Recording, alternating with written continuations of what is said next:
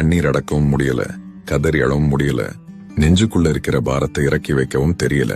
ஆனா இந்த உலகத்துக்கு முன்னாடி நான் ரொம்ப சந்தோஷமா இருக்கிற மாதிரி காட்டிக்க வேண்டியிருக்கு.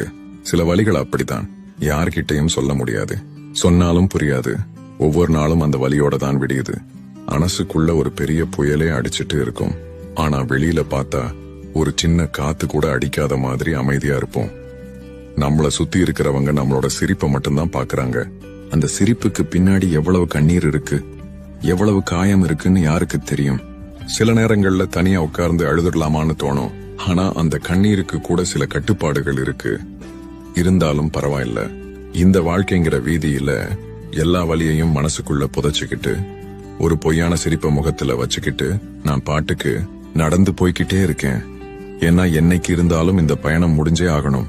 அந்த கடைசி நாள் வரைக்கும் இந்த சிரிப்பு மட்டும் என் முகத்துல இருந்துட்டே இருக்கும்.